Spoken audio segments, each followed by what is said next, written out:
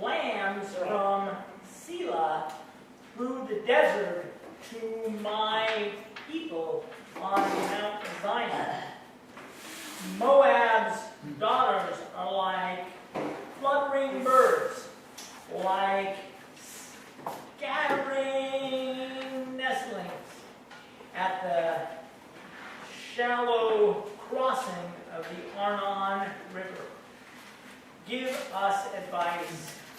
Make a decision. At high noon, make your shadows dark as night. Hide the fugitives.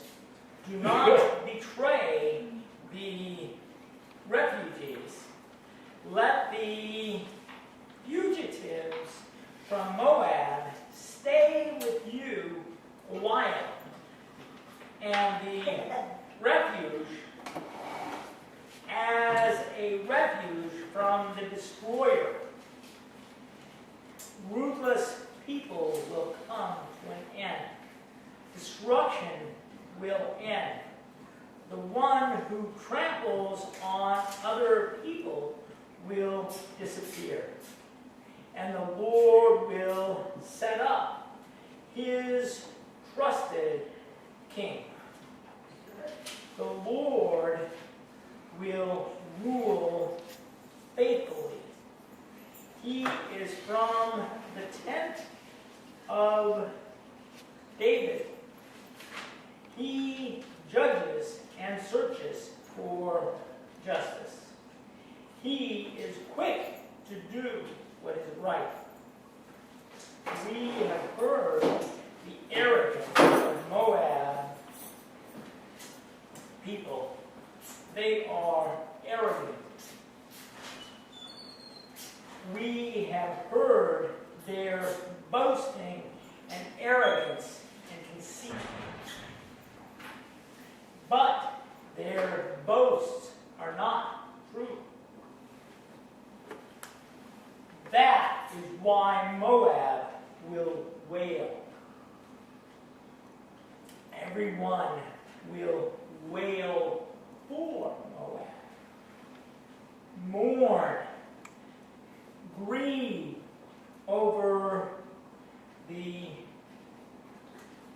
raisin cakes of Ker Harseth, the fields of Heshbon, and the vineyards of Simon wither. Rulers of the nations have cut off all their grapes. The vines before would go as far as Jazer and stray out into the desert, and their shoots would spread out into the sea. I will cry for the grapevines of Simon. Jazer cries for them.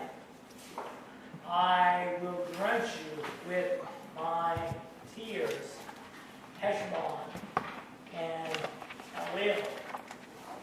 The shouts of joy for you will become ripe fruit, and your harvest will be silence. Joy and delight have vanished from the orchards. No songs are sung. No shouts are raised.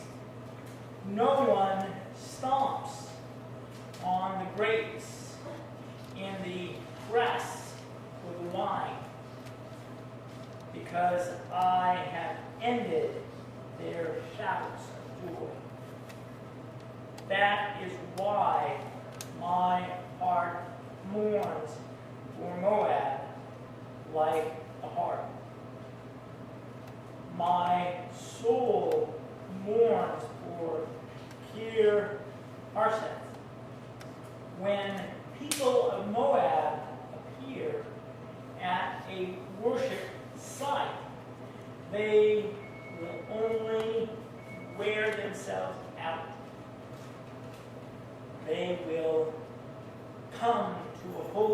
place to pray, but they can't pray.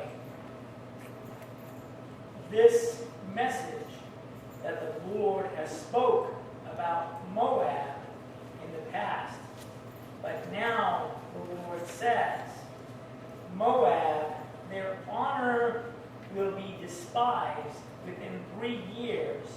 I will count them like a worker counts the years left on their contract. In spite of their numbers, the survivors will be very few and have no power. Again, this is bad news for Moab. Moab, again, is who? Those people who are the family of Esau. The brother of Jacob, his twin brother, whose name means hairy. Also, his second name means red, Edom. Now, Moab is his family. That people refused to allow Israel to go through their country when Israel was traveling to the promised land. They came from Egypt. They came around, they wanted to go through Moab, and they said no. Moab told Israel, you cannot go through our country. You have to go around to get through to the promised land. So, Moab now is not going to be allowed to have a safe place with Israel. They also will be destroyed. All of their famous wine, they make the grapes, they make wine, and all of their famous farms for grapes will be gone. All of their very successful grape harvests will become nothing.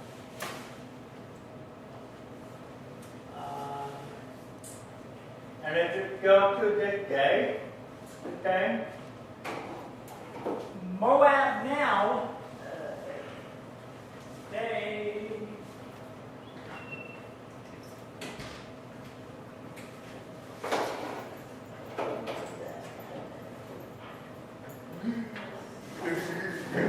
I know where it is at, hold on. I think it's out there, otherwise it's in the back room. No, it's right here.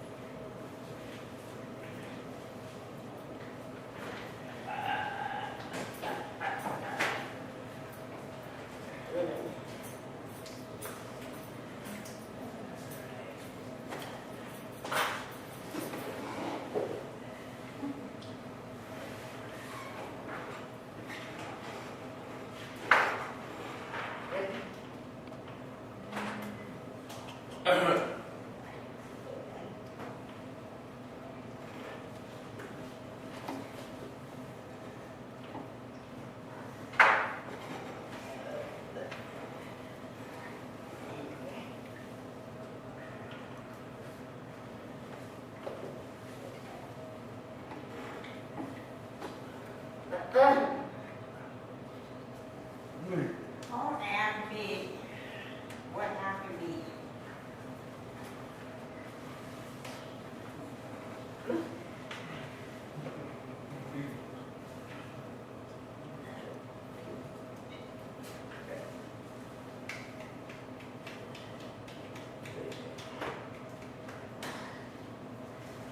I don't.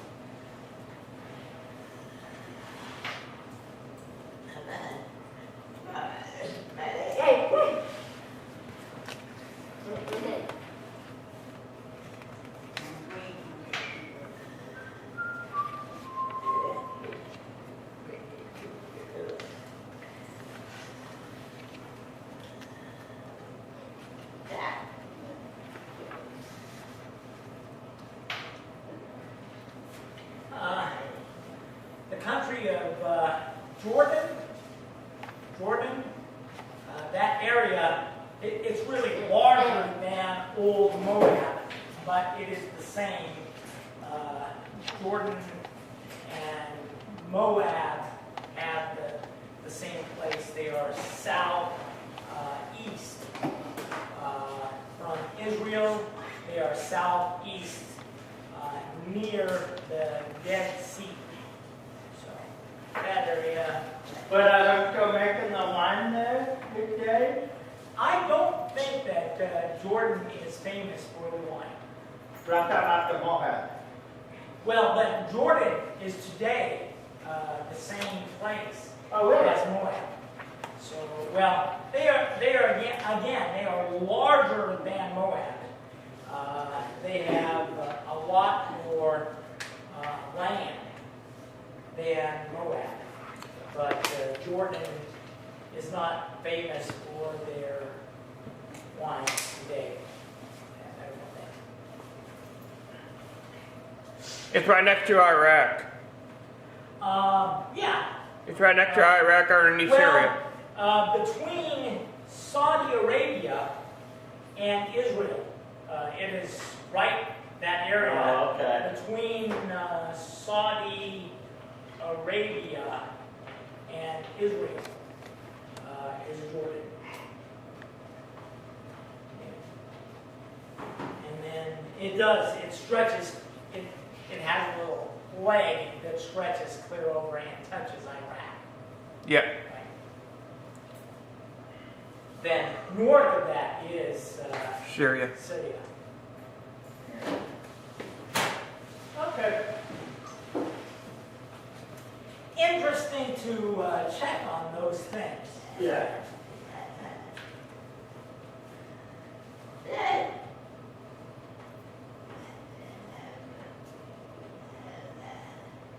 No. Israel. Israel. Yeah. Jerusalem still is the capital city of Israel today. Jerusalem is the capital city that really 3 religions call that the capital for their own home country. And Muslims want Israel, it. right, yeah. The Muslims, the Jews, and the Christians. All of them say, Jerusalem, that's our city. The Muslims want all of the Christian people and the Jewish people, they want them to die. But the Jewish people and the Christian people would be happy to live together in peace there. But the Muslim people want to fight and war until all of the people are dead who are not Muslims. Either you surrender and leave, or the Muslims will kill you. But God ain't gonna allow all that to happen. Yeah. Well, no. That did not happen back then. The Muslim religion did not start until 600 years after Jesus died and rose and ascended. It was 600 years later that the Muslim religion began. So that was not at the time of Moab. It was not during the time of Israel. The Muslims began in Saudi Arabia and then spread out to Africa, to all of the different Mid-Eastern countries. The 12 tribes of Ishmael accepted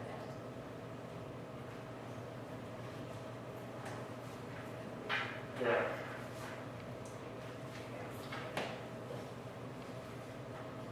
Questions about Moab, about this? That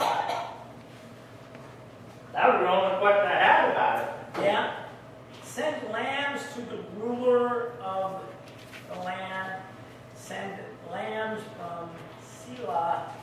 through the desert to my people at Mount Zion.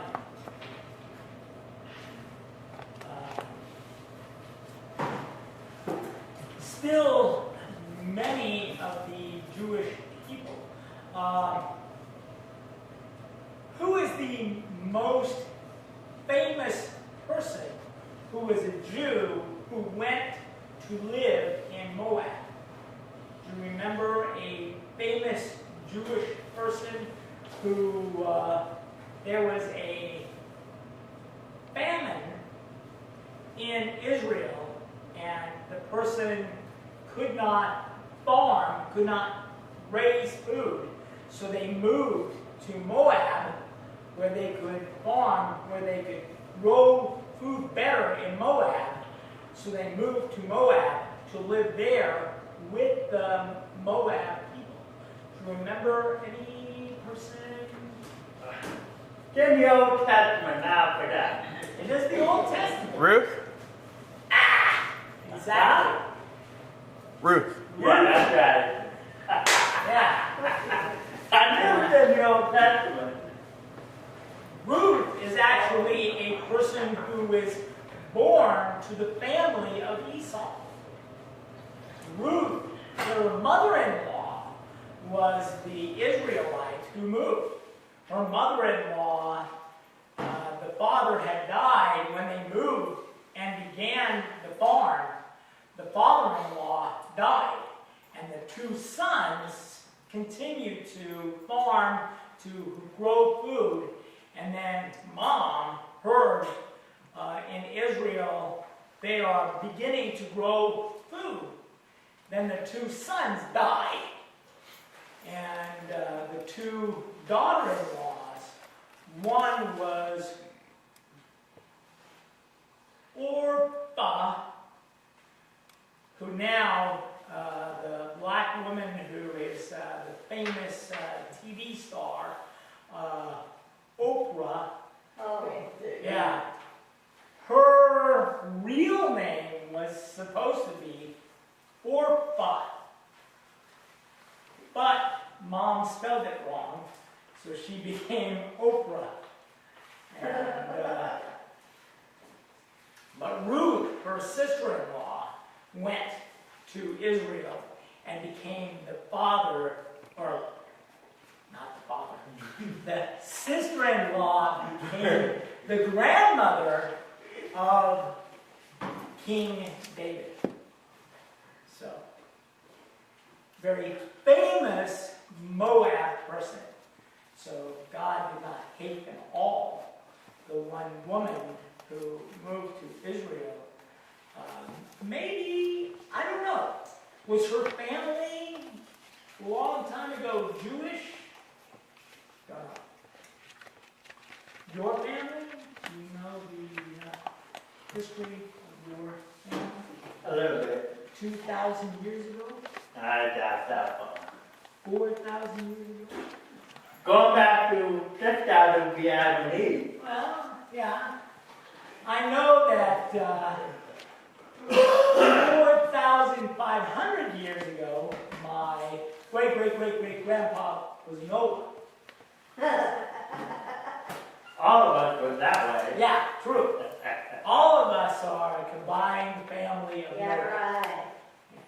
But you don't even have to go back to Adam and Eve. You just go back to Noah, and we're all still family. But we don't know. The 10 tribes in the north, in Israel, the 10 families never came back. The 10 families all spread out. Maybe you are some of these 10 northern families. You don't know. Long ago, when the people of God were in the country, they were taken out and never came back. The one tribe, the one family that moved to Babylon, they went back after 70 years, stuck. The king permitted them to go back to Judah, and Jew sounds like Jew. Those two are the same.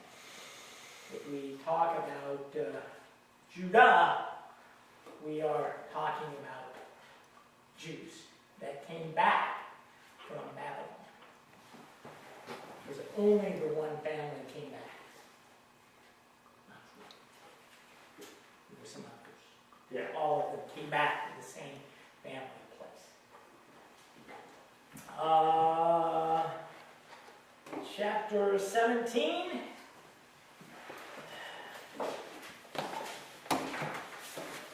Again, Damascus. You know where Damascus is today? It comes to Israel. Yeah, it's close, but you have to get on your camel, get on your hump, and ride north, and you will ride in Turkey. Damascus. There.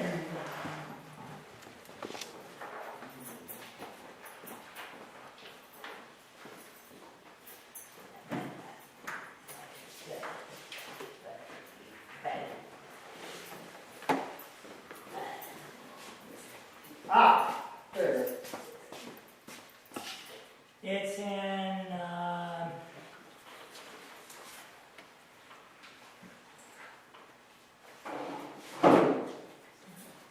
it's in Syria.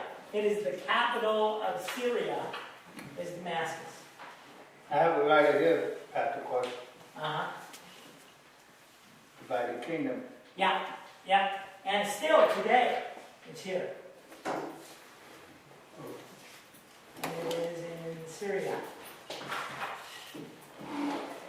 You don't have to ride as far north. It is in Syria and not in Turkey.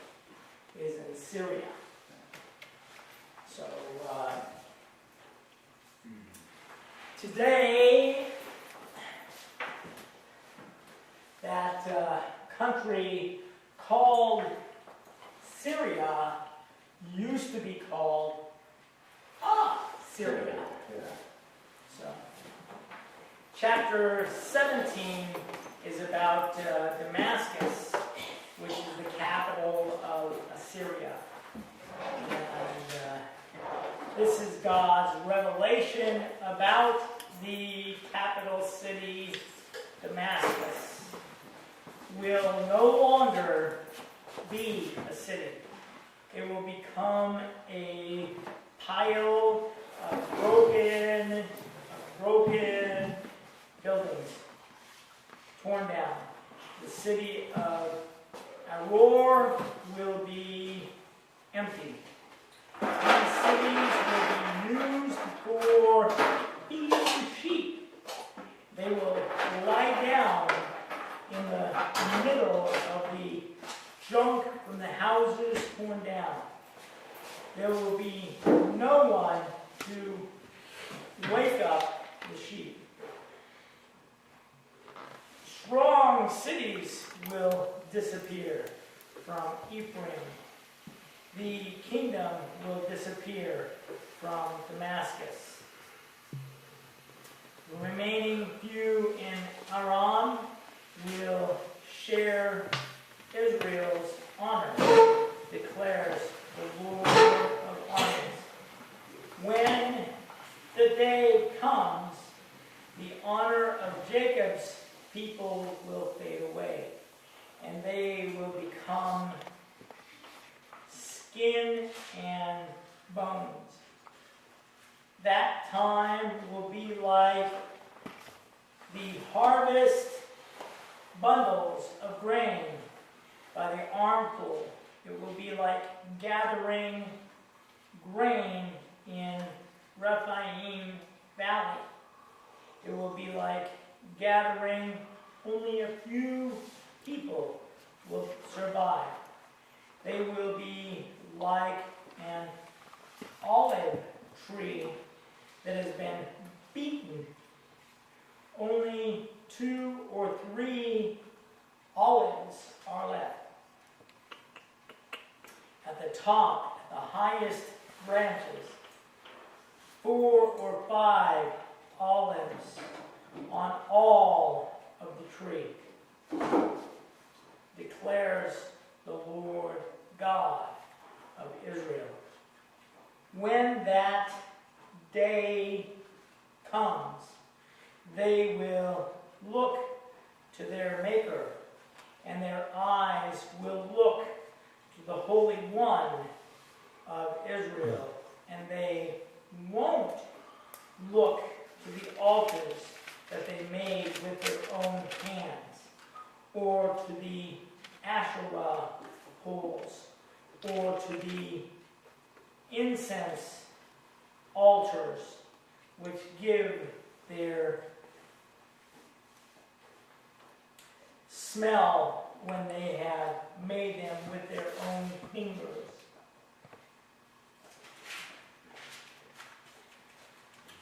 When that day comes, the big, fortified, strong cities that the people have abandoned because of Israel, they will be like empty woods with growth. Still will become a wasteland. You have forgotten the God of your salvation. You don't remember the rock, your stronghold. Instead, you have planted the best plants and have set out the best grapevines. That day that you planted, you will make grow. One morning you will set out a seedling and you will make it sprout, but the harvest will be rotting. That day, the grief and the pain cannot be helped. How terrible it will be for the many people. They will roar like the roaring sea. The noise that the people make will be like rushing water. The people will make a noise like raging water. But the Lord will yell at them, and they will run far away. They will be chased away like husks on the mountains being blown away by the wind, like the whirling dust being blown away by the storm. In the evening, there will be sudden terror. Before morning, it will be gone. This will be the fate of those people who looted from us and destroyed those people who robbed from us. Again, telling the people of that northern city, big city, to remember which of the prophets went to that area. You remember? Big city. I think if I remember, Judas also walked to Damascus too. Not that far north. He went up near Phoenicia, but not as far north as Damascus. After he revolted him, wasn't he walking there? Paul went up to Damascus. And he, after he rose, he was walking with the 2 men who was walking. Emmaus. Okay. I got the 2 separate. Yeah.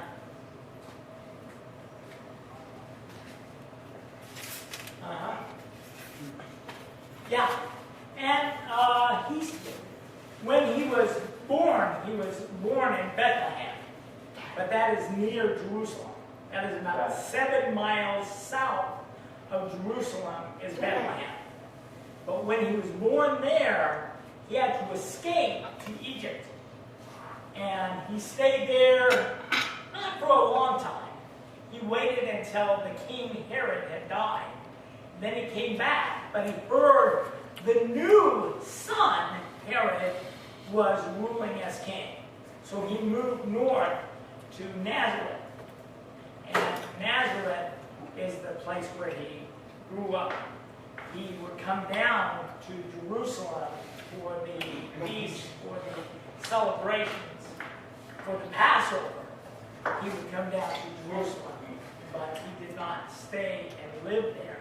He lived north, about 90 miles north is Nazareth.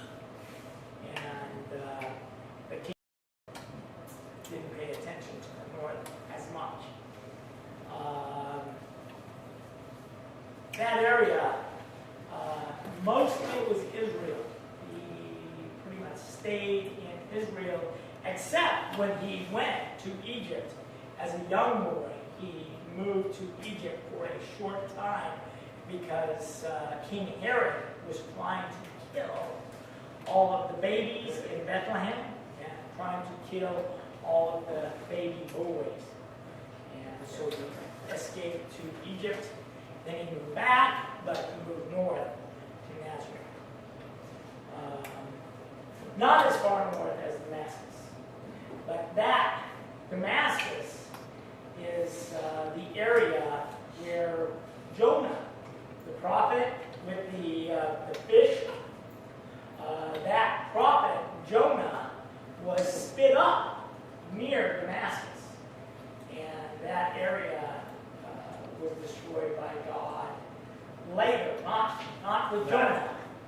Saved God spared that Because city. they repented to sin. Right. So Nineveh repented, and God spared them, but later the village was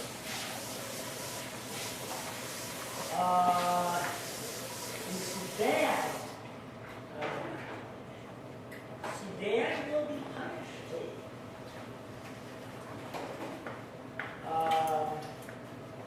Again, many chapter after chapter after chapter after chapter that Israel sees that God is punishing this nation and that nation and that nation. And God is warning Israel, if you see these nations, I am punishing them. Now you will be punished if you do not stop building your altars with your own hands. You are worshiping the altar. You are not worshiping God. You are worshiping the incense.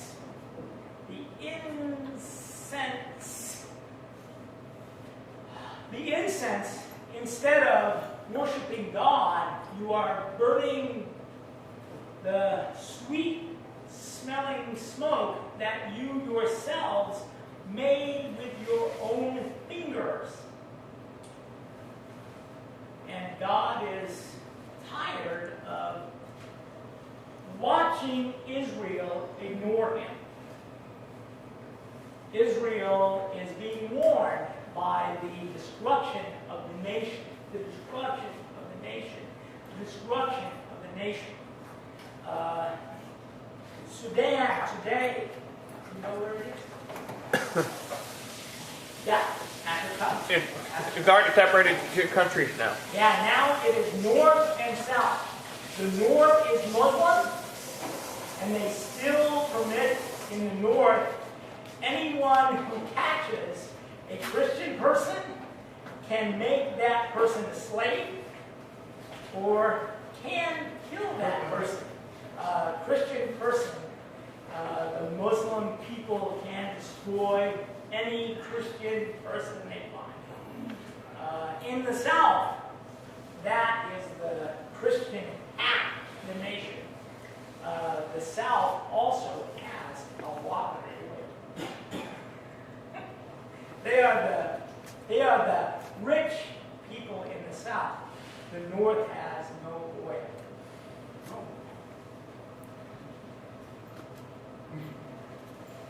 Diamonds. In the South? I think that's further south. I think that's like South Africa. I think way south.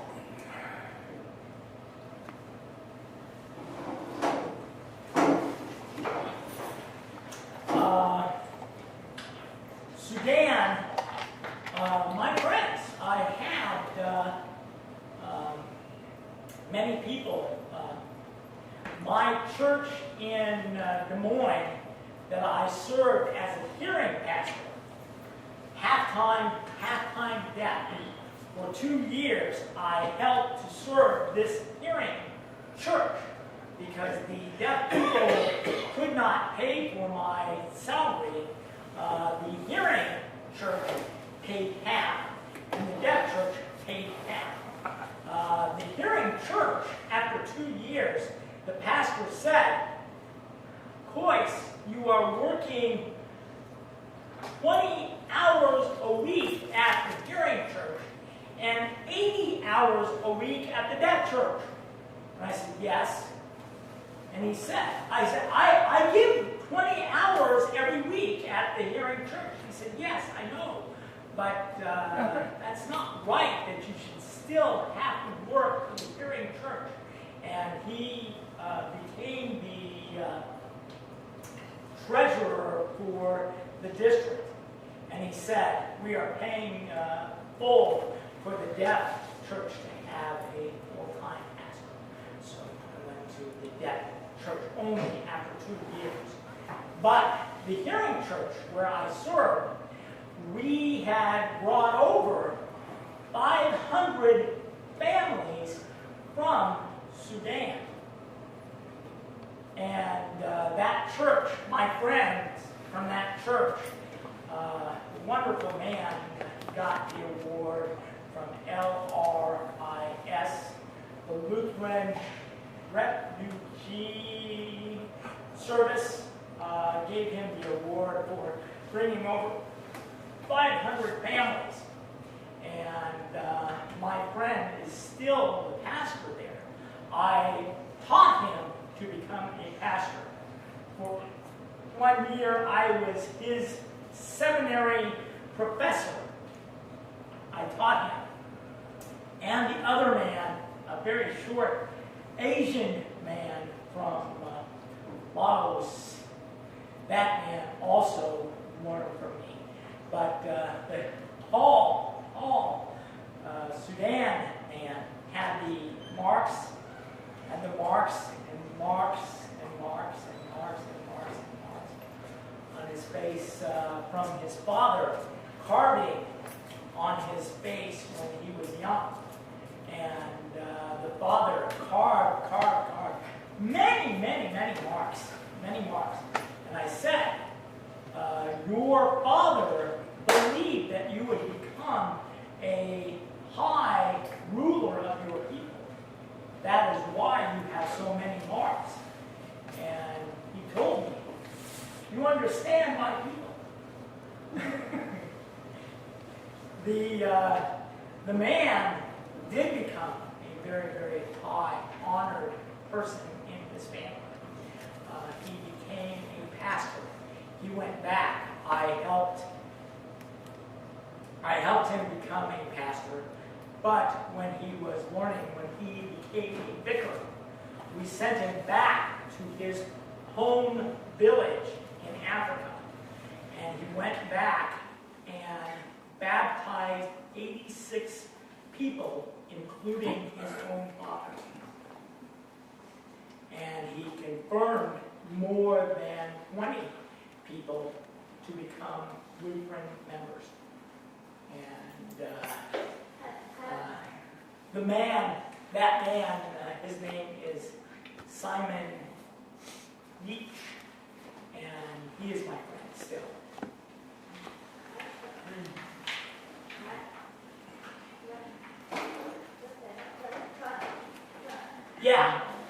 Yeah, yeah.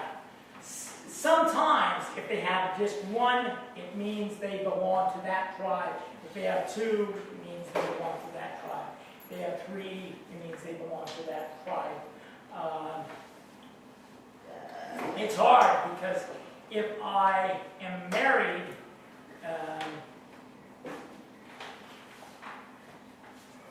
there are different rules how I change my tribe. And sometimes a person with one can be a member of the two tribes. So it's kind of weird, depending on marriages and families. They make agreements to change so that their children are not all married from the same family. They don't want to have just one family and all of brothers and sisters. So they swap out family members from this tribe or that tribe. But when I sent him over, I bought a camera for him. I just paid for it myself, and I gave him the camera. And I said, go over and take pictures for me. And he went over, took pictures of all of his family, of all of the worship, of all of the very big Christian gatherings. And the pictures, plugged it into the TV and let the people here in America, the many, many families see. Oh, they love the watching on TV their own families back in Africa.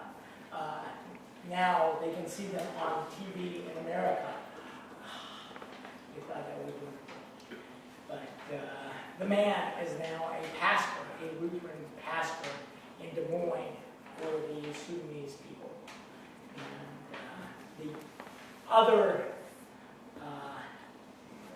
it's Laos, which is near China, but that was the group that wanted to help America when we were fighting in the Vietnam War. The group from Laos tried to help America. So they were punished badly. After the war was finished, many of them, America helped them move to America because the Chinese people were killing any of the Laos people for helping them. Time. Okay. Next week. Nope, Chapter 2 weeks. 18. Remember? That's true. 2 weeks. Not next week, canceled, 9 o'clock worship next week. So 2 weeks, chapter 18.